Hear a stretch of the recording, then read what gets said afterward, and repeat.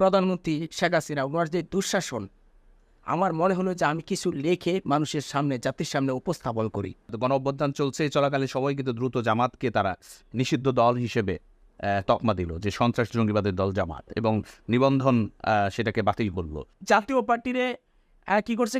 গৃহপালিত গৃহপালিত এই দলটারই গৃহপালিত করে রাখছে আওয়ামী লীগ সরকার। আজমি সাহেব, ব্রিগেডিয়ার সাবেক সেনা কর্মকর্তা, তিনি কিন্তু বলেছেন যে তাকে কেন এই 8 বছর আয়না ঘরে রাখা হলো। ভোটে মানুষের ভোটাধিকার সেখানে প্রায় নাই মানুষ। অনেক অত্যাচার নির্যাতন, বিএনপি জামাতের নেতা কর্মীদের উপরে অত্যাচার নির্যাতন, জেল জুলুম, একটা অভিযান চালায় আওয়ামী লীগ সরকার।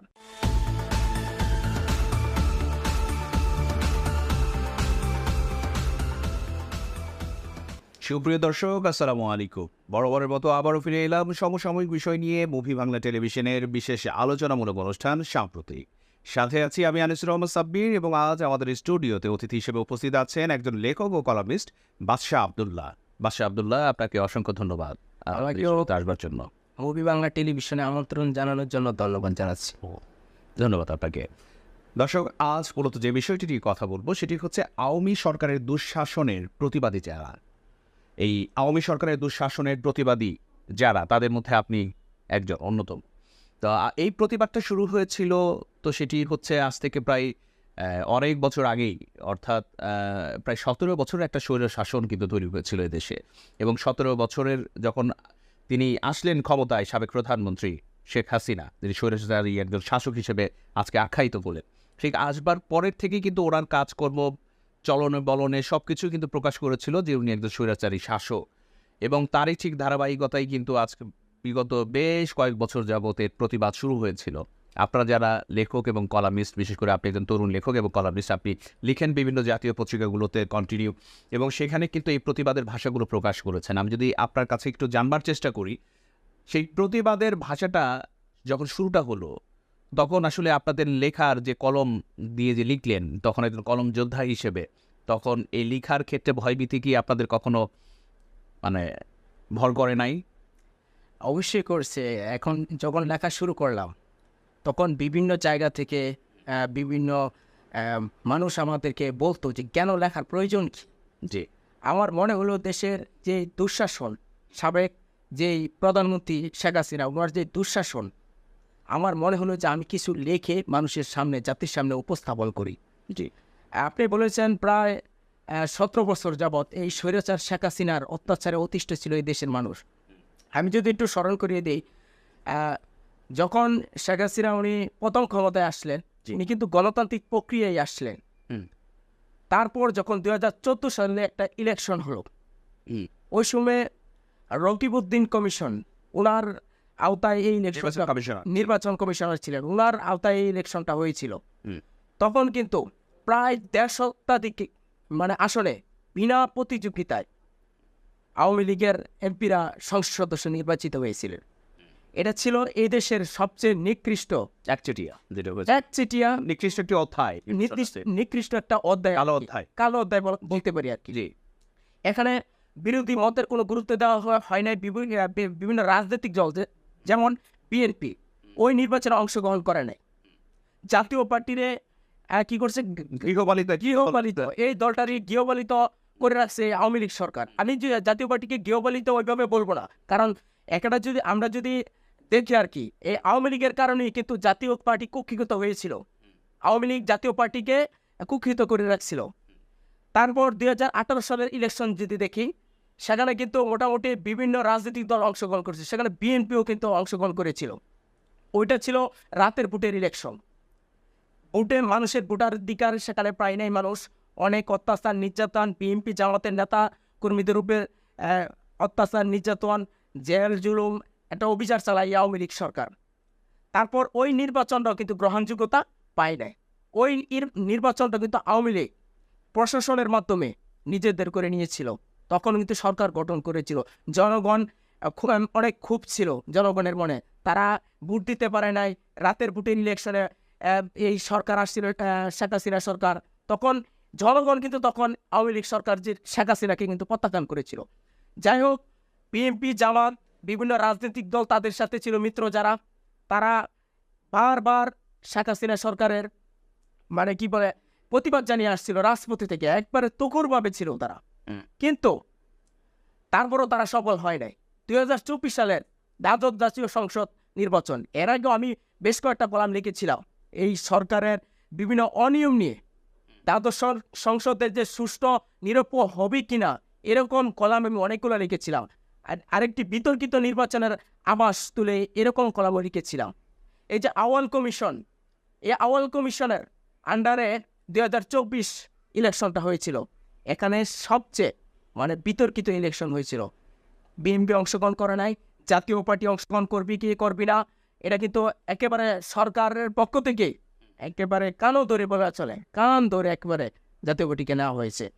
যদি জিএম কাদের অংশ না যায় তাহলে রোশন অংশকে দিয়ে ইলেকশন করে ফেলবে বলে এরকম আমরা কিছুদিন আগে শুনেছি জিএম কাদের বলেছে। জাতীয় পার্টি ছাড়া 2024 ইলেকশনে বড় কোনো বৃহৎ দল ছিল না তখন।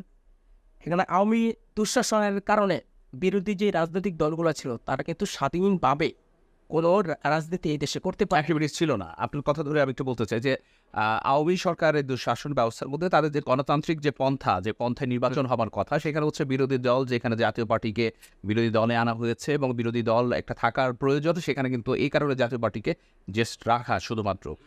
এবং আপনি যেটা বলছিলেন যে আপনার সাথে কথা সূত্র ধরে বলতে চাই যে এই যে বিএনপি জামায়াত, এক পর্যায়ে তো জামাতকে তো নিষিদ্ধই করা হলো এবং তারা খুব তড়িঘড়ি করে কিন্তু 2024 এসে আমরা দেখলাম যে ছাত্র জনতার গণ অভ্যুত্থানে ঠিক আগ মুহূর্তেই, অর্থাৎ গণ অভ্যুত্থান চলছে চলাকালীন সময় কিন্তু দ্রুত জামাতকে তারা নিষিদ্ধ দল হিসেবে তকমা দিল, যে সন্ত্রাস জঙ্গিবাদের দল জামাত, এবং নিবন্ধন সেটাকে বাতিল করলো। তো খুব তড়িঘড়ি করে করলো, কিন্তু এই যে তাদের ভিতরে একটা ভয় বা একটা যে জায়গাটা ছিল যে জামায়াতের কর্মকাণ্ড বিলুপ্তি করা, অর্থাৎ যারা মাথাচাড়া দিয়ে না উঠতে পারে। এবং আমরা দেখেছি যে আপনি আমার সাথে একমত হবেন কিনা আমি জানি না, যে যুদ্ধাপরাধীদের যে যুদ্ধাপরাধীর তকমা দিয়ে যে কি গণজাগরণ মঞ্চ শুরু করলো, তখন ডক্টর ইমরান সরকার কতে কাদের মোল্লা তুই রাজাকার, যে এরকম একটা বিপ্লব তৈরি করলো। এবং এই বিপ্লবের ফলে কিন্তু সেখানে যুদ্ধ অপরাধী তকমা দিয়ে অনেককে কিন্তু ফাঁসির কাষ্ঠে ঝুলিয়ে দেওয়া হলো এবং আমরা দেখেছি। তো এইখানে এখন অনেকেই বলছেন কিন্তু সেই মেধা শূন্য করবার একটা প্রয়াস। এবং আমরা যদি দেখি যে গতকাল সেই আজমি সাহেব, ব্রিগেডিয়ার সাবেক সেনা কর্মকর্তা, তিনি কিন্তু বলেছেন যে তাকে কেন এই 8 বছর আয়নাঘরে রাখা হলো। তো এই আয়নাঘরে রাখা হলো তার একমাত্র পরিবারের কারণে, এবং তিনি ভারত বিদ্বেষী ছিলেন, তো যে কারণে কিন্তু তাকে আয়নাঘরে, এবং তাকে কিন্তু বলা হয়েছিল যে উনি দেশে রাজনীতি করবেন না, মিডিয়ার সামনে কোনো কথা বলতে পারবেন না, উনি দেশেও ব্যাক করবেন না, দেশের বাইরে গিয়ে স্ত্রী সন্তান নিয়ে যাতে ভালোভাবে বসবাস করেন। কিন্তু তিনি কিন্তু এটাকে প্রত্যাখ্যান করেছিলেন। তো যে কারণে কিন্তু তিনি আজকে আয়নাঘরে 8 বছর কারাবন্দী অবস্থায় ছিলেন। তো আপনার কাছে আমার স্পষ্ট জানতে চাওয়া যে আপনারা যখন কলম সৈনিক, আপনারা যখন লিখতে বসছেন, তো তখন এই যে ছাত্র জনতা গণ অভ্যুত্থান বা সরকার পতন হবে বা পতনের একটা আভাস আপনারা তো দিয়ে আসছেন বেশ আগে থেকেই, সেটি কত সময় আগে থেকে আপনি মূলত আপনার লেখার মাধ্যমে সেটি দিয়ে আসছিলেন, এই আভাস যে এরকম সরকার পরিবর্তন আসবে, খুব খারাপভাবেই হবে, সেটি কত সাল আগে থেকে? আমি প্রায় 2 বছর ধরে জি, একেবারেই খুব কঠোরভাবে লেখার চেষ্টা করছি যে এই সরকারের ভয়াবহ পরিণতি হতে পারে। যুগান্তর পত্রিকায় একটি কলাম লিখেছিলাম, রাজনীতির সংকট কি থেকেই যাবে, এই শিরোনামে একটা লেখা লিখেছিলাম। তখন আমি তুলে ধরছি ওই জায়গাতে যে রাজনীতির, আমি যাই 3 পত্রিকাও লিখেছিলাম, সংকট থেকে বের হচ্ছে না রাজনীতি, এভাবে তুলে ধরেছি যে এই আওয়ামী দুঃশাসনের কারণে বিরোধী যে রাজনৈতিক দলগুলো আছে, এই তাদের মধ্যে একটা 2 পক্ষ সৃষ্টি হয়েছে। সৌরজগতের পৃথিবীর নামক যে গ্রহ, এখানে উত্তর মেরু এবং দক্ষিণ মেরু আছে। সরকার ছিল উত্তর মেরুতে, জনগণ ছিল দক্ষিণ মেরুতে।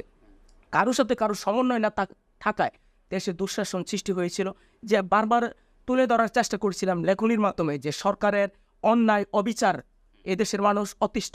এই যে আয়নাঘর বললেন, এই আয়নাঘরের প্রতিষ্ঠাতা কিন্তু আওয়ামী লীগ সরকার। এটা কিন্তু এখন মানুষ বলতে শুরু করেছে।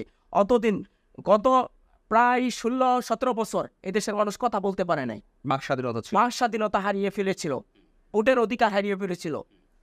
তখন কিন্তু মানুষের ভয় কাজ করত। আমি একজন কলম যোদ্ধা হিসাবে আমি অনেক আতঙ্কে লেখালেখি করতাম, ভয় পেতাম। যখন বড় বড় পত্রিকায় আমার লেখাগুলো ছাপা হতো, তখন মনে হতো কখন জানি আমার বিপদ আসে। কারণ এই লেখাগুলো যখন জাতীয় দৈনিক বড় বড় পত্রিকা মানুষের সামনে প্রেজেন্ট হয়, তখন কিন্তু আমি একেবারে সরকারের কঠোর সমালোচনা করে লিখতাম, আওয়ামী সরকারের এই যে নির্বাচন যে প্রক্রিয়াটা একেবারে গণতান্ত্রিক নাম দিয়েছে, খাতা কলমে শুদ্ধ ছিল গণতান্ত্রিক দেশ, কিন্তু একেবারে এই দেশে গণতন্ত্রের কোনো গ ছিল না এই দেশে। এই আওয়ামী লীগ সরকারের কারণে আমাদের যে বাংলাদেশে যে রাজনৈতিক দলগুলো ছিল একেবারে কোনো স্বাধীনতা হারিয়ে ফেলেছিল। আওয়ামী সরকার কি করেছিল, উনি প্রশাসনকে ব্যবহার করছিল। এই যে আওয়ামী সরকার কি করেছিল, থানা, বিভিন্ন অফিসার কি আইনশৃঙ্খলা বাহিনী রক্ষাকারী সদস্যদের ব্যবহার করেছে সরকার হিসেবে। উনি এটা পুলিশি সরকার প্লাস উনি এগুলাকে আওয়ামী লীগের অফিস হিসেবে অ্যাকসেপ্ট করেছিলেন, যে থানা এই অফিসগুলো উনি কি করতেন, আওয়ামী লীগের অফিস হিসেবে মনে করতেন আর। এবং প্রত্যেকটা আমরা এই প্রশাসন ওনার কথাই শুনতো, ওনার কথাই শুনতেন। এবং প্রশাসনিক যে দায়িত্বে ছিলেন, বিশেষ করে থানার কথা যেহেতু আসলেন, একজন থানার যিনি একজন দায়িত্বপ্রাপ্ত কর্মকর্তা অর্থাৎ ভারপ্রাপ্ত কর্মকর্তা বলে আমরা যাকে জানি বা চিনি, তো তাকে দেখা গিয়েছে তিনি অর্থাৎ নিরপেক্ষতার কোনো প্রকার নও তার ভিতরে ছিল না, এবং দলীয় মনোভাব প্রত্যেকটা থানায়, অর্থাৎ সেখানে ডায়লগ জয় বাংলা জয় বঙ্গবন্ধু, সেখানে কেন আপনার রাজনৈতিক এই স্লোগানগুলো দেয়া হবে? তা আপনি কি রাজনৈতিক স্লোগান বা ওই থানাটা কি সবার না? আপনি তো নিরপেক্ষতার কোনো কিছু করলেন না, যে কারণেই কিন্তু জনগণের আজকে পুলিশের যে প্রতি যে একটা অনাস্থা বা পুলিশের এই যে থানা লুট পাট এবং পুলিশকে প্রতি যে ঘৃণা, সেটা কিন্তু একদিনে না, কিন্তু সেটা কিন্তু আজকে প্রায় 17 বছরে এই ধরনের দলীয় কর্মকাণ্ডের সাথে তারা ওতপ্রোতভাবে জড়িত ছিল। আমার মনে হয় যে দর্শক আজকে যারা দেখছেন বা পুলিশের যারা কর্মকর্তা আছেন বা সদস্য যারা আছেন, পুলিশ সদস্য, অবশ্যই আপনারা আজকে আপনার সাথে যোগ করে আমি বলতে চাই যে আপনারা অবশ্যই আপনাদের একটা দায়ভার থেকে আপনারা কেউ কখনো কোনো দলের হয়ে, কখনো কোনো ব্যক্তি আক্রোশ হয়ে সেটি কোনো এই ধরনের অ্যাক্টিভিটিস করা কখনোই অনুচিত, যেখানে মানুষকে হয়রানি করা, জুলুম করা, নির্যাতন করা। অবশ্যই নিরপেক্ষতার আলোকে থাকতে হবে, তবেই কিন্তু পুলিশের যে একটা জায়গা ছিল মানুষের অনাস্থা, সেই অনাস্থার জায়গাটা কিন্তু আস্থার জায়গায় পরিণত হতে পারে বলে আমি মনে করি। আপনিও কি আমার সাথে একমত কিনা? অবশ্যই একমত।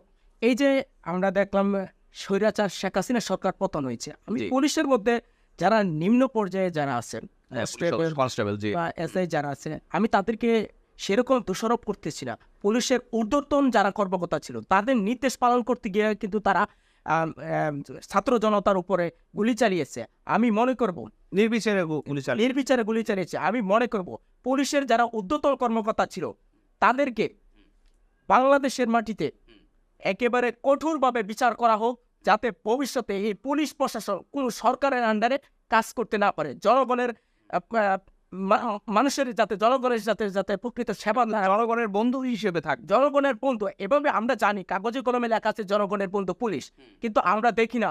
যখন আওয়ামী সরকারের নির্দেশ ছিল যে নির্বাচন আসলে, আমরা দেখছি নির্বাচন আসলে গত দ্বাদশ সংসদ নির্বাচনও দেখেছি বিএনপি জামাতের অনেক নেতাকর্মী, লক্ষ লক্ষ নেতাকর্মীকে তারা কারারুদ্ধ করেছে, জেল জুলুম দিয়েছে, গুম করেছে। এগুলো করেছে একমাত্রই আওয়ামী সরকারের নির্দেশে। আমি বলবো এই পুলিশ প্রশাসন যারা আপনার নিয়োজিত আছেন, তারা জনগণের বন্ধু হিসেবে কাজ করেন, এই রাষ্ট্রের একটা খুঁটি হিসেবে কাজ করেন। কারণ এখন আমরা যা দেখছি বর্তমানে কিন্তু প্রশাসনের অবস্থা খুব ভালো নেই, বিভিন্ন থানাতে ওই রকম কার্যক্রম চলছে না। এটা যদি ফিরিয়ে না আনা যায়, এদেশে কিন্তু চাঁদাবাজি, টেন্ডারবাজি, দুর্নীতি আরো বেড়ে যাবে, জনগণের নিরাপত্তা বিঘ্নিত হবে। এখন কিন্তু নিরাপত্তার বেশ শঙ্কায় রয়েছে জনগণ। এবং সবচেয়ে বড় কথা যদি আমরা একটু বলি, যদি রাস্তাতে আমরা বের হই বা এই যে ট্রাফিক যে সিস্টেমটা আমরা দেখেছি যে ছাত্ররা বিশেষ করে মিলিত হয়ে যে ট্রাফিকের যে ব্যবস্থাপনাটা এই ঢাকাতে দেখেছি, তারা খুব সুন্দরভাবে কিন্তু সেটি আমরা পালন করতে দেখেছি।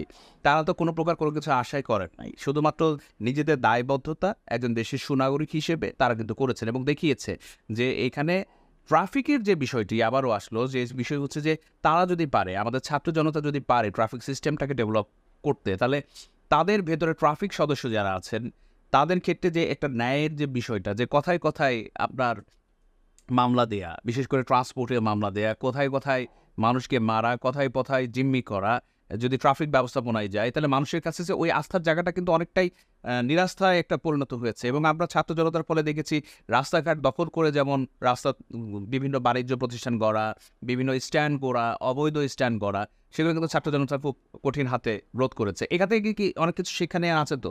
এবং আপনারা কি লিখেন তো এই বিষয়গুলো সবসময়? শিক্ষাই জাতির মেরুদণ্ড। জি, আমরা দেখি পুলিশ প্রশাসনে বা অন্যান্য প্রশাসনে বেশিরভাগ ক্ষেত্রে পুলিশ যেহেতু প্রস্তাবিত আর কি, এই শেখ হাসিনা সরকারের আমলে দেখা গেছে যদি কোনো সরকারি কর্মকর্তা চাকরি নিতে হয় বা পুলিশ প্রশাসনে চাকরি নিতে হয়, তাদের আইডেন্টিফাই করে আওয়ামী লীগ করে কিনা, ব্যাকগ্রাউন্ড কি আওয়ামী লীগ করে কিনা, জি, যদি করে তাদেরকে চাকরি দেওয়া হচ্ছে।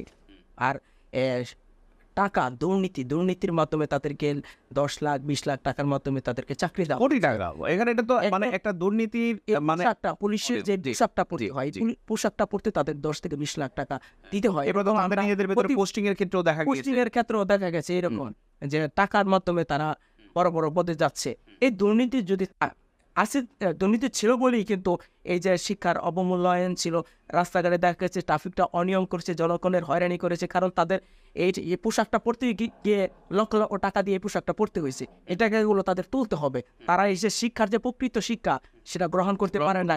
সরকারের লেজুর ভিত্তি প্রশাসন ছিল তখন, সরকারকে খুশি করতে হবে, সরকারকে খুশি করলে আপনি আরো বড় পদে যেতে পারবে, এরকম ছিল আর কি। আচ্ছা, এইবার আমি আপনাকে আরেকটা স্পেসিফিক প্রশ্ন করতে চাই যে হারুনের ভাতের হোটেল, অর্থাৎ ডিবি প্রধান যিনি ছিলেন হারুন, তার ভাতের হোটেল বলে যে উনি একটা মানে কি বলবো যে উনি একটা জোকারই বলাই চলে অনেকটা, হ্যাঁ জোকারির মতো করেছেন, সরকারের একজন জোকার, মানে সরকারকে খুশি করবার জন্য যে বিষয়টা, শুধুমাত্র সেটিও না, এই ডিবির হারুনের ভাতের হোটেলের দিক থেকে আপনি একজন কলামিস্ট হিসেবে কি মনে করছেন যে এটা কতখানি একটা রাষ্ট্রের জন্য মানে হেয় প্রতিপন্ন করার তার যে প্রক্রিয়া?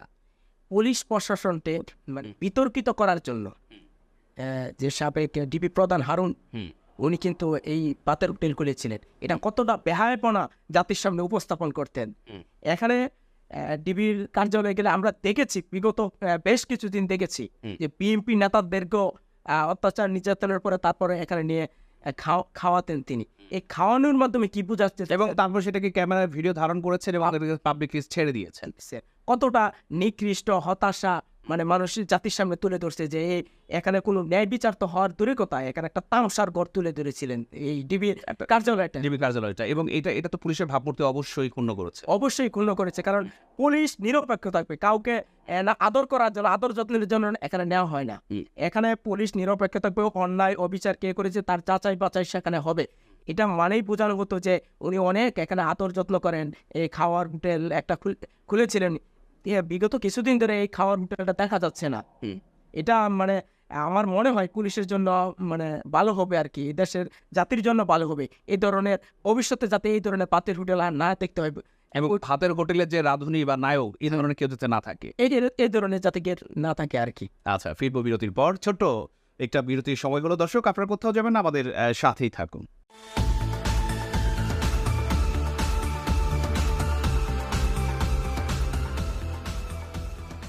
সুপ্রিয় দর্শক, ফিরে এলাম বিরতির পর। কথা হচ্ছিল আজকের অতিথি একজন লেখক ও কলামিস্ট বাদশা আবদুল্লাহর সাথে, এবং আজকের বিষয় আওয়ামী সরকারের দুঃশাসনের প্রতিবাদী যারা। বিরতির আগে কথা হচ্ছিল বাদশা আবদুল্লাহ, হারুনের ভাতের হোটেল।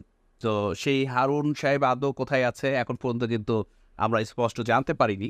এই হারুন সাহেবকে ধরলে অনেক কিছুই কিন্তু খোঁজ মিলবে যে এই ডিবিতে আসলে কি হতো।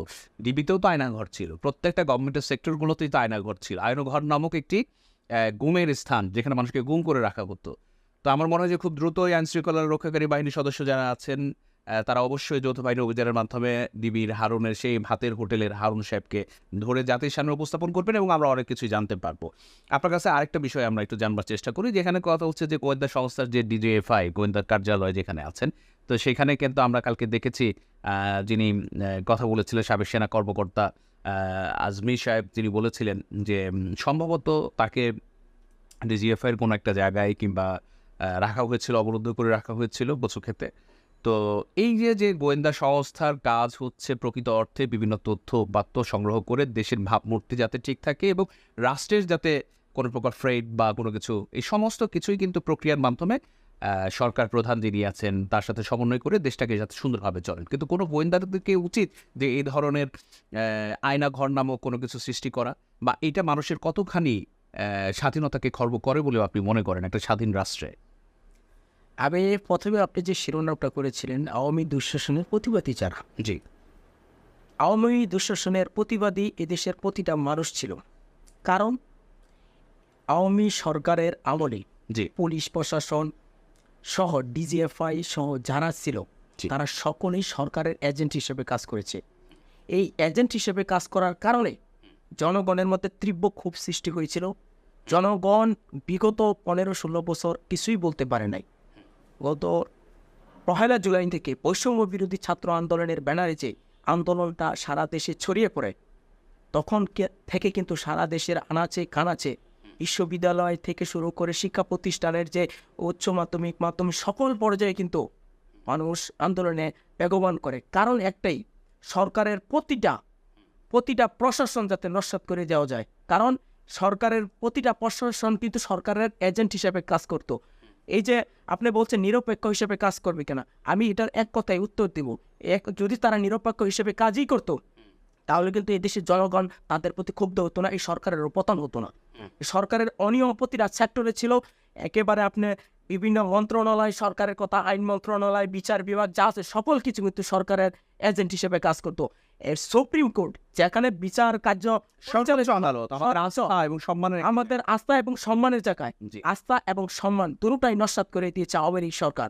আমরা দেখেছি বিগত যে আমাদের বর্তমান অন্তর্বর্তীকালীন সরকারের যিনি আছেন প্রধান উপদেষ্টা ডক্টর মোহাম্মদ ইউনূস স্যার, ওনার কাছে একটি দাবি থাকবে, প্রথমত এদেশের মানুষের গণতন্ত্র যাতে ফিরে পায় এই ব্যবস্থা করে দেওয়া, ভোটের পরিবেশ যাতে উনি সৃষ্টি করে দেয়। কারণ বিগত এই আওয়ামী সরকারের কারণেই কিন্তু দেশের প্রতিটা সংস্থা, প্রতিটা ইনস্টিটিউট ধ্বংস করে দিয়েছে। তাই সুতরাং ওটা নিয়ে আর কথা বলতে চায় না। কারণ একটাই কারণ, এই আওয়ামী সরকারের দুঃশাসনের কারণেই কিন্তু আজকে দেশের মানুষ ক্ষুব্ধ হয়েছিল। আমরা 5 আগস্ট দেখেছি এই সরকারের পতনের পরে মানুষ স্বাধীনভাবে মুক্তভাবে উৎফুল্ল উচ্ছ্বাস, বছর পরে মনে হয় যে ডানা মেলে উঠছে। ঢাকা শহরের আনাচে কানাচে সারা দেশে বিজয় মিছিল তারা বের করেছিল। তারা গাড়িতে উঠে বিজয় মিছিল করেছিল, তারা গণভবনে ঢুকে পড়েছিল। মানে তার এতটা মানে আবেগপ্লুত হয়ে গিয়েছিল। তা ভবিষ্যতে যাতে দেশের অবস্থা আরো ভালো হয়, গণতন্ত্রটা আগে ফিরিয়ে আনতে হবে, জনগণের নিরাপত্তা নিশ্চিত করতে হবে, মানবাধিকার যাতে ফিরে পাওয়া যায় সেই ব্যবস্থা বর্তমান যিনি অন্তর্বর্তীকালীন সরকার আছে তার ব্যবস্থা করে দেওয়া উচিত। কারণ দীর্ঘদিনের যে মানুষের একটা ক্ষোভ ছিল, এটার বহিঃপ্রকাশ আমরা দেখেছি 5 আগস্ট মানুষ কত স্বাধীনভাবে উচ্ছ্বাস করেছে। ভবিষ্যতে যাতে সুন্দর একটা সরকার হয় এটাই জনগণ প্রত্যাশা করে।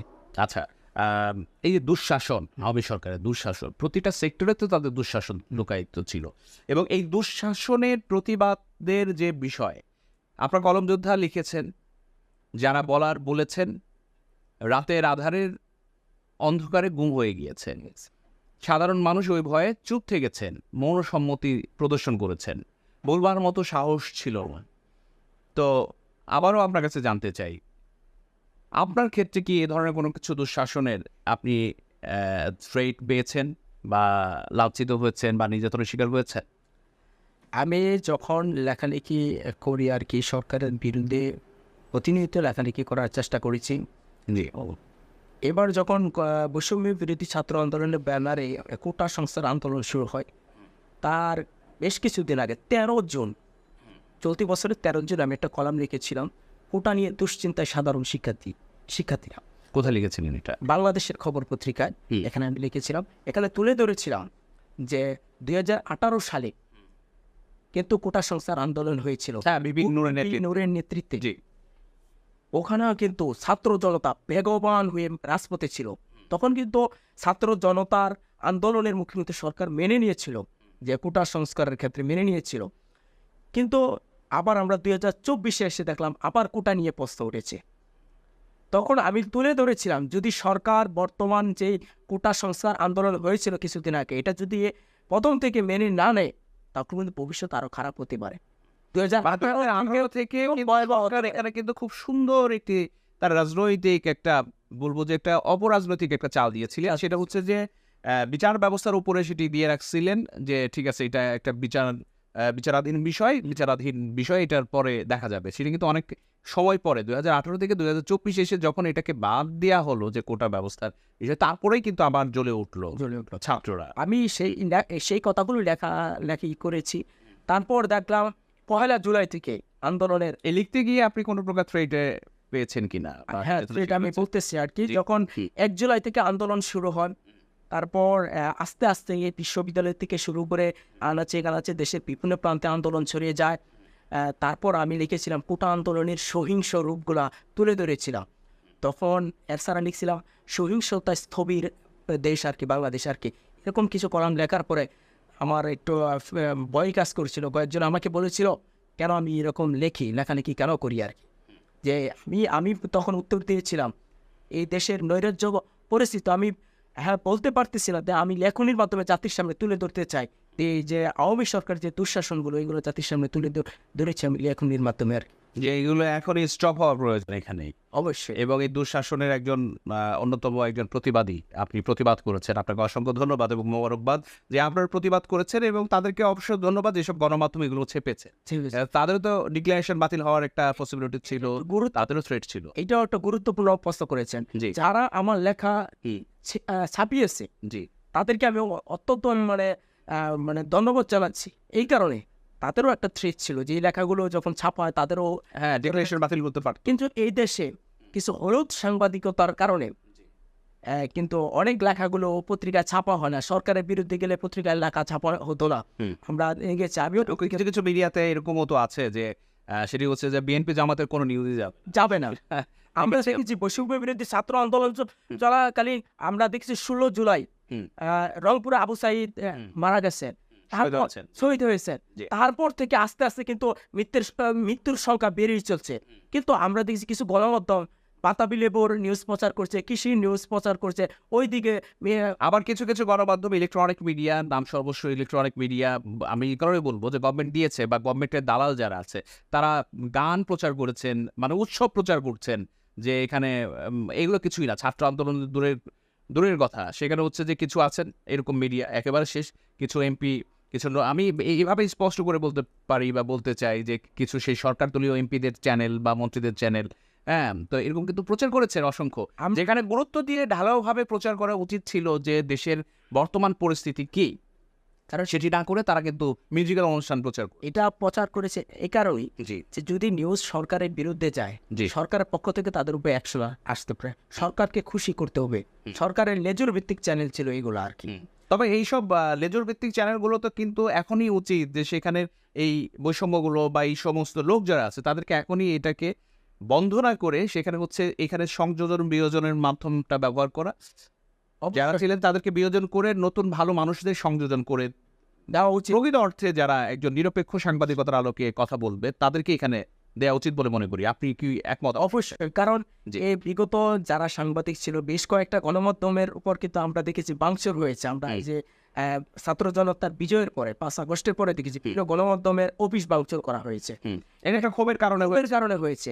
এখানে খুব ছিল যে এখানে যারা বড় বড় কর্মকর্তা ছিল, সাংবাদিকরা ছিল, তারা সরকারের দালাল ছিল, সরকারের দালাল ছিল। এই দালালগুলোকে যাতে বিয়োজন করা হয়, নতুন যারা আছে, ভালো যারা আছে তাদেরকে যাতে এখানে সংযোজন করা হয়, এই কারণে কিন্তু আন্দোলন তারা খুবই বিভিন্ন অফিস ভাঙচুর করেছে। আমি গণমাধ্যমে কিন্তু আছে, আমি আমার জায়গা থেকে বলবো এই হলুদ সাংবাদিক যারা আছে তাদেরকে পরিহার করে বাংলাদেশের এই অন্তর্বর্তীকালীন সরকারের উচিত নতুন সংযোজনী করে দেওয়া, যাতে এই দেশের সাংবাদিকতা করতে গেলে কোনো দলের এজেন্ট হওয়া যাবে না। আমি আজকে প্রথম আলোর একটা নিউজ দেখলাম আর কি, যে ডক্টর ইউনূস সাহেবের বক্তব্য আর কি, সম্পাদকদের সাথে গতকাল উনি বসেছিলেন, ওখানে তুলে ধরেছেন যে স্বাধীনভাবে সবকিছু যাতে প্রচার করা হয়, যে এরকম আমি একটা এভিডেন্স দেখানোর চেষ্টা করি আপনাদের। ঠিক আছে, আপনি বললে হবে। এভিডেন্স প্রথম আলোর একটা এভিডেন্স আর কি, ভুল ধরিয়ে দিতে গণমাধ্যমকে সোচ্চার থাকার আহ্বান। ভুল ধরিয়ে দিতে, এটা ডক্টর ইউনূস সাহেব কিন্তু বলেছেন যে ভুল ধরিয়ে দেবা, তাহলে ওনার সাহস বা কেমন আছে? এই দেশটাকে সংস্কার করতে চায়, গণমাধ্যম হচ্ছে রাষ্ট্রের চতুর্থ স্তম্ভ। এই গণমাধ্যম যদি সরকারের ভুল ধরিয়ে দেয়, সরকার আরো সংশোধনের সুযোগ পাবে। আমরা দেখেছি বিগত প্রায় 15-16 বছর গণভবনে কিন্তু দেশের যেহেতু বৃহৎ পত্রিকা যেগুলো আছে এগুলো বিভিন্ন মিডিয়া কিন্তু সুযোগ পায় না। যেমন আমি যদি বলি আর কি, প্রথম আলো এবং ডেইলি স্টারের কোনো সাংবাদিক কিন্তু ওই জায়গায় যাওয়ার অনুমতি ছিল না, কারণ প্রথম আলো ডেইলি স্টার এদেশের আস্থার জায়গা আর কি, মানুষের আস্থার জায়গা। এই পত্রিকাগুলো যখন আমার মনে হয় যদি যেত, ওই সাংবাদিকগুলো যদি এখানে চাইতেন, তাহলে আমার মনে হয় সরকারের যে আওয়ামী সরকারের যে ভুলগুলো ছিল ওইগুলো সংশোধন করে দেওয়ার সুযোগ ছিল। কারণ প্রথম আলো ডেইলি স্টার সরকারের দালালি কখনো করে নাই, এগুলো নিরপেক্ষ সংবাদ এদেশের মানুষের আস্থার প্রতীক হিসেবে ইতিমধ্যে স্বাক্ষর রেখেছে। তা আমরা দেখেছি এই সাংবাদিকগুলোকে ওই গণভবনে প্রবেশ করতে দেয় যারা কি প্রথম আলো বা এছাড়াও আছে হ্যাঁ, এখানে অনেকেই আছে যারা কিন্তু এই বৈষম্যের শিকার হয়েছেন এবং তাদেরকে যেতে দেওয়া হয়েছে যারা কিন্তু গভর্নমেন্টের খুব পোস্টেড, যেমন এখনো কিছু নাম সর্বস্ব কিছু সাংবাদিক, নাম সর্বস্ব নাম করা খুব সাংবাদিক যারা আছেন, হ্যাঁ, খুব বড় বড়, হ্যাঁ, আমরা আমি সংযোজন করি সরকারের পতনের পর আমরা দেখেছি কিছু সাংবাদিককে গ্রেফতার করা হয়েছে, কেউ পালিয়ে যেতে চেয়েছিলেন, আমরা দেখেছি পালিয়ে যেতে গিয়ে ওনাকে ফিরিয়ে দেওয়া হয়েছে। কারণ আমার নাম ধরে কেন পালিয়ে যেতে হবে? জি জি, কেন আপনি কি এমন করেছেন যে আপনাকে পালিয়ে যেতে হবে? এই তাদের অপরাধ ছিল, সরকারের দালালি করেছিল, নিরপেক্ষ সংবাদ প্রচার করে নাই। মিডিয়া মানে পত্রিকা মানে ইলেকট্রনিক প্রিন্ট মিডিয়া মানে সকল কিছু আমরা যা বলি কেন মিডিয়া সাংবাদিকতা মানে কি নিরপেক্ষতার জায়গা থেকে দেশের মানুষের কল্যাণে কাজ করবে। কিন্তু আমরা দেখেছি কিছু হলুদ সাংবাদিক এদেশের মানুষের জনগণের কথা না বলে সরকারের দালালি করতো। আমরা সরকারকে উৎসাহ দিত যে আপনি করে যান, সরকারকে শুধু ইয়েস বলে যেত, কিন্তু সরকারের ভুলগুলো তারা ধরিয়ে না দেওয়ার কারণে আওয়ামী সরকারের দুঃশাসন হয়েছে এই দেশে, আর আওয়ামী সরকারের পতনও হয়েছে।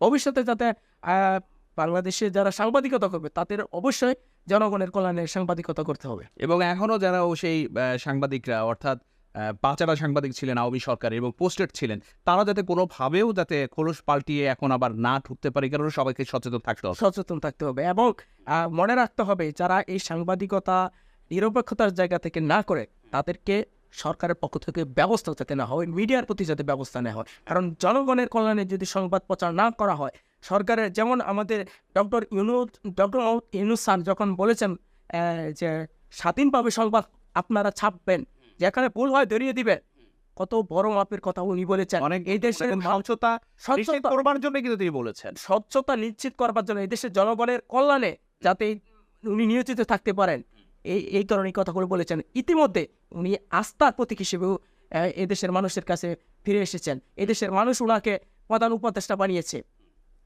এবং সেই আস্থাটা অবিচল, এই আস্থাটা অবিচল থাকবে আমি বিশ্বাস করি। কারণ আমাদের ডক্টর মোহাম্মদ ইউনূসের প্রতি এদেশের মানুষের একটা ভালোবাসা সৃষ্টি হয়ে গেছে ইতিমধ্যে। উনি একেবারে উঁচু মানের একজন ব্যক্তি, নোবেল জয়ী, পৃথিবী বিখ্যাত। আমরা যদি তাকে শুধু নোবেল জয়ী পৃথিবী, এটা তো আমাদের জন্য একটা গর্বের বিষয়। এবং তিনি যে নোবেল জয়ী হয়েছেন এবং তিনি কিসে হয়েছেন এটাও তো অনেক বড় একটা বিষয়, যে উনি কত বড় মাপের একজন মানুষ, এবং হ্যাঁ একজন অর্থনীতিবিদ ছিলেন, শান্তিতে নোবেল পেয়েছেন। তো এখন এই যে তার যদি লাইফ স্টাইলও আমরা দেখি এবং বর্তমানে যদি দুজন উপদেষ্টা, আমরা অনেকেই এটা ভালো চোখে দেখছি না, আবার অনেকেই আমরা ভালো চোখে দেখছি যে বয়সের বলে না, যোগ্যতার বলেই কিন্তু তারা দুজন উপদেষ্টা হয়েছেন। আমরা যদি খুব কাছ থেকে বলি বা খুব দেখে শুনে যদি বলি, আমরা ডক্টর মোহাম্মদ ইউনূস তার চাল চলন পোশাক আমরা দেখেন যে তিনি কিন্তু প্রায় এক পোশাকই থাকে বেশিরভাগ, খুব সিম্পল লাইফ লিভ করেন। আমাদের নাহিদ যিনি উপদেষ্টা আছেন, এরপরে আমরা যদি দেখি যে তাদের লাইফস্টাইলটা কেমন, তারা তো একটা উপদেষ্টা হয়েছেন, এখন তারা একটা সরকারে আছেন, গুরুত্বপূর্ণ দায়িত্বে আছেন এবং কয়েকটা মন্ত্রণালয়ের দায়িত্বেও আছেন। তো চাইলে পরে তো তারা তাদের পোশাক আশাক পরিবর্তন করতে পারে, কিন্তু না, দেখি যেরকম ছিল কিন্তু সেরকমই আছে। তাদের প্রধান লক্ষ্য হচ্ছে যে আগে আমার রাষ্ট্র মেরামত করতে হবে, আমার দেশকে বাঁচাতে হবে, আমার নিজে কি হবে সেটা না। তারা কিন্তু দেখিয়েছেন এই আদর্শের জায়গাটা, আমার মনে হয় তাদের কথাবার্তা, চাল চলন বা ভাবসাব যেটাই আমরা বলি না কেন, তারা কিন্তু খুব সিম্পল করছেন। এখন আমি একটু যদি পোশাক পরতে চাই, আমি একটু সুন্দর করেই করতে চাই, তাহলে তো অবশ্যই সম্ভব, কিন্তু তারা কিন্তু পোশাক আশাকে না, আগে হচ্ছে আমার দেশকে ভালো করতে হবে, দেশের মানুষকে ভালো করতে হবে, ভালো রাখতে হবে। আমার মনে হচ্ছে এই জায়গাতে, আপনি কি একমত কিনা আমি জানি না। অবশ্যই অন্তর্বর্তীকালীন সরকারের যারা উপদেষ্টা আছেন সকলেরই একটাই লক্ষ্য এখন আমার মনে হয় আর কি, রাষ্ট্র সংস্কারের যুদ্ধে তারা নেমেছেন। তাদের রাষ্ট্র দাওয়া খাওয়া ভুলে হ্যাঁ, আমি যদি একটু সংযোজন করতে চাই আর কি, যে অন্তর্বর্তীকালীন সরকারের ভবিষ্যৎ পরিকল্পনা, তারা যেহেতু রাষ্ট্র সংস্কারে নেমেছেন, প্রথমত আমার মনে হয় শিক্ষা ক্ষেত্রে সংস্কার জরুরি। আচ্ছা, বিগত দেখেছি আমরা যে শিক্ষা ব্যবস্থার কি দুরবস্থা, অভিভাবক, বিভিন্ন শিক্ষক তারা কিন্তু অনেকবার প্রতিবাদ করেছে এই শিক্ষা ব্যবস্থা নিয়ে, কিন্তু কানে শুনে নাই যে সরকার, চোখে না দেখার মতো রয়েছে যে সরকার, সেই সরকারকে অমূলক পরিবর্তন নিয়ে আসতে হবে শিক্ষা ব্যবস্থা। আমরা দেখছি যে হচ্ছে, কিন্তু ধাপে ধাপে সেই পরিবর্তনটা নিয়ে আসবার চেষ্টা করছেন আমরা। দ্বিতীয়ত মানবাধিকার ফিরিয়ে আনতে হবে, এই দেশের মানুষের যাতে আস্থা এবং বিশ্বাস থাকে। এবং এই জাতীয় মানবাধিকার কমিশনের যিনি চেয়ারম্যান, এই চেয়ারম্যানগুলো তো একটা পুতুলের মতো ভূমিকা পালন করে। তো এইসব চেয়ারম্যানকে অবশ্যই এখানে সরিয়ে, এবং সেখানে অবশ্যই একজন যিনি মানবাধিকারে বিশ্বাস করেন, যিনি নির্দ্বিধায় বলতে পারেন, যিনি কাউকে ভয় করেন না, এরকম একজন ব্যক্তি কিন্তু জাতীয় মানবাধিকার কমিশনের চেয়ারম্যান হিসেবে আমরা দেখতে চাই। নিশ্চয়ই আপনিও দেখতে চান, আমার দেশের মানুষও দেখতে চান।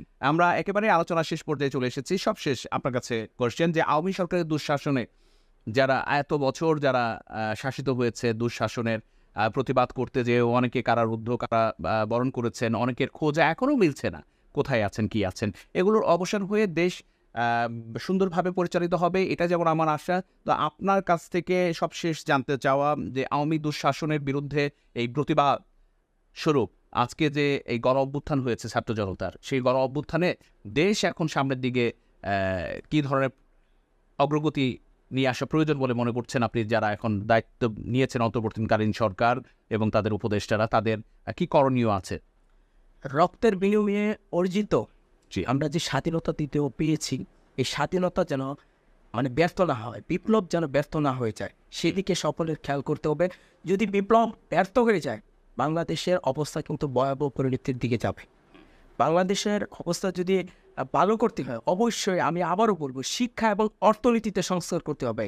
আমাদের অর্থনীতির অবস্থার কিন্তু দুরবস্থা, একেবারে ভঙ্গুর অবস্থা। এই অর্থনীতিকে দুরবস্থা সৃষ্টির পেছনে কিন্তু সাবেক যেই আওয়ামী লীগ সরকার ছিল, শেখ হাসিনার সরকার, এই শেখ হাসিনা সরকারের সবচেয়ে বড় অবদান। এই আমরা দেখেছি বিভিন্ন সেক্টরে দুর্নীতি হয়েছে। ঢাকা ওয়াসা, সেখানে নজিরবিহীন দুর্নীতি হয়েছে। এবং একজন এমনি তাসিম সাহেব, উনি যেভাবে রয়েছিলেন, ওনাকে কেউ কিন্তু নামাতে পারেন নাই। এইবারই ক্ষমতার জুড়ে ছিলেন। আবার যদি আমরা দেখি চট্টগ্রাম ওয়াসায় কিন্তু ফজলুল্লাহ, উনি সেখানের চেয়ারম্যান ছিলেন, উনিও কিন্তু একেবারে দুর্নীতিতে বনকাস হয়ে গিয়েছিলেন। ওনাকেও কিন্তু ক্ষমতার জুড়ে থাকার কারণে কেউ সরাতে পারে। তাহলে কথা হচ্ছে যে একটাই, যে দুর্নীতি, যেখানে দুঃশাসন, সবকিছুই এখন বন্ধ হওয়া উচিত। এবং এটা মনে রাখতে হবে যে বাঙালি আমরা কিন্তু প্রতিবাদী, একবার প্রতিবাদ করে, যেরকম গণ অভ্যুত্থান, এর থেকেও বড় বড় গণ অভ্যুত্থান করতে পারি দেশের জনগণ। আমরা 52 ভাষা আন্দোলনে হেরে যাইনি, 69-এর গণ অভ্যুত্থানে হেরে যাইনি, আমরা 71-এর মহান মুক্তিযুদ্ধে বিজয় অর্জন করেছি, আমরা 90-এর গণ অভ্যুত্থানে বিজয় হয়েছি, 2024-এর গণ অভ্যুত্থানে আমরা আবারও বিজয় হয়েছি। বাঙালি জাতি কাউকে উপরে উঠাতেও জানে, আবার নামিয়ে দিতেও জানে। সুতরাং দেশের ভবিষ্যৎ ভালোর জন্য সকলকে এক ছাতার নিচে এসে গণতন্ত্র ফিরিয়ে আনতে হবে, দেশের রাজনৈতিক পরিবেশ সৃষ্টি করতে হবে। বিএনপি, জামাত সহ, জাতীয় পার্টি সহ অন্যান্য দল যারা আছে, কাউকে কেউ দোষারোপ না করে আমরা সবাই একসাথে হাতে হাত রেখে দেশের উন্নয়নে কাজ করতে হবে। এবং যে এক দল আরেক দলের উপরে দোষারোপ করেছে, যেমন আওয়ামী লীগের দোষর বলা হচ্ছে জাতীয় পার্টিকে, কিন্তু বুঝতে হবে জাতীয় পার্টি যে আওয়ামী লীগের সাথে ছিল, কিভাবে ছিল, তাদেরকে কি পিছন থেকে প্রেসার দেওয়া হতো কিনা, এগুলো খতিয়ে দেখা উচিত। আমরা দেখেছি নির্বাচন এলেই জাতীয় পার্টি নিয়ে একটা হোলসুল কাণ্ড সৃষ্টি হয়ে যায়, গণমাধ্যম আরো এটা নিয়ে আরো বড় আকার বাড়িয়ে নিউজ করে। কখনো কেউ দেখেছে, আমি দেখেছি খালি নিউজ করে দেবর বাবির দঙ্গে জাতীয় পার্টি ভেঙে গেল, জাতীয় পার্টিতে আবারও বাংলার সৃষ্টি, এরকম নিউজ করে। কখনো কোনো গণমাধ্যম দেখি নাই যে পিছন থেকে নিউজ করা উচিত ছিল যে জাতীয় পার্টি বাংলার পিছনে কি সরকার জড়িত ছিল কিনা, আওয়ামী লীগ সরকার জড়িত ছিল কিনা, এরকম নিউজ কিন্তু দেখি নাই। জাতীয় পার্টিকে প্রশ্নবিদ্ধ করছে দেশের মানুষের সামনে, আমি প্রতিপন্ন করেছে। আমি মনে করবো বর্তমান যে রাজনৈতিক দলগুলো আছে, কেউ কাউকে যাতে হেয় প্রতিপন্ন না করেন, বিএনপি, জামাত আর জাতীয় পার্টি সহ যারা আছে, তাদের কেউ যাতে হেয় প্রতিপন্ন না করে, দোষারোপ না করে, সকলে এক ছাতার নিচে এসে রাজনৈতিক পরিবেশ দেশের সৃষ্টি করে দেশকে ভবিষ্যতে এগিয়ে নেওয়া হোক। আমরাও চাই যে দেশ আরো ভালোভাবে চলুক, এবং সবাইকে একসাথে মিলে হাতে হাত রেখে একই ছাতার নিচে থেকে সবাই দেশের উন্নয়নে, নট অনলি নিজের উন্নয়ন, দলের উন্নয়ন, সাধারণ মানুষের ভোটের অধিকার, ভাতের অধিকার রক্ষা করে দেশ যাতে সামনের দিকে পরিচালিত হয়, এমনটাই প্রত্যাশা নিশ্চয়ই আপনার আমার সকলেরই। আপনাকে অসংখ্য ধন্যবাদ মূল্যবান সময় দেওয়ার জন্য। আপনাকে ধন্যবাদ আমাকে আপনাদের টেলিভিশনে আমন্ত্রণ জানানোর জন্য। দর্শক, আজ এই পর্যন্তই। দেখা হবে আগামী পর্বে নতুন কোনো অতিথিকে সাথে নিয়ে। সে পর্যন্ত ভালো থাকুন, সুস্থ থাকুন এবং অবশ্যই মুভি বাংলা টেলিভিশনের সাথেই থাকুন।